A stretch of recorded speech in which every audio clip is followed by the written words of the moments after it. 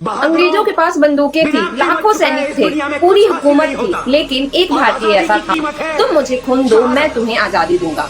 और सबसे हैरान की बात, जिस आदमी को अंग्रेज भारत से मिटाना चाहते थे, वही आदमी विदेश की धरती से आजाद हिंद फौज खड़ी कर चुका था। साल था 1897। ओडिशा की कटक में जन्म हुआ सुभाष चंद्र बोस का।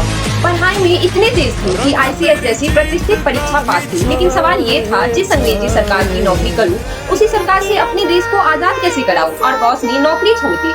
इसके बाद उनकी राह महात्मा गांधी और कांग्रेस से जुड़ी। आजाद हासिल करने के तरीके को लेकर बॉस और गांधी के विचार अलग अलग थे। बॉस मानते थे अंग्रेज भारत को सिर्फ अपील से नहीं छोड़ेंगे। 1939 में कांग्रेस अध्यक्ष चुने गए, लेकिन जल्द ही मतभेद बढ़े और उन्होंने फॉरवर्ड ब्लॉक बनाया। फिर आया वो मोड़ जब अंग्रेजों ने उन्हें नजरबंद कर दिया, लेकिन अंग्रेज शायद वे भूल गए थे कि वो सुभाष चंद्र बोस थे।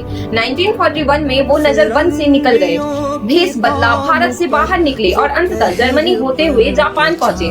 फिर उन्होंने संभाली आजाद हिंद फौज।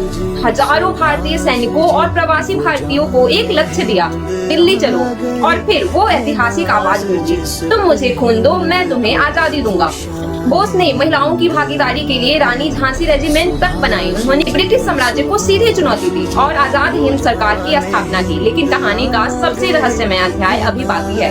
18 अगस्त 1945 एक विमान दुर्घटना में उनकी मृत्यु होने की खबर आई, लेकिन यहीं से शुरू हुआ सबसे बड़ा सवाल, क्या सच में सुभाष चंद्र बोस की मृत्यु उसी विमान दुर्घटना में हुई थी? आज भी उनकी मृत्यु को लेकर बहस और अलग अलग दावे इतिहास में मौजूद हैं। लेकिन एक बात पर शायद ही कोई विवाद हो, सुभाष चंद्र बोस सिर्फ एक नेता नहीं थे, वो उस दौर की वो आवाज थे जिसने अंग्रेजों को ये एहसास करा दिया कि भारत अब हमेशा गुलाम बनकर नहीं रहेगा। और शायद इसीलिए उनकी कहानी आज भी सिर्फ इतिहास की किताब में नहीं, हर उस भारतीय के दिल में जिंदा है जो आजादी की कीमत समझता है। जय हिंद।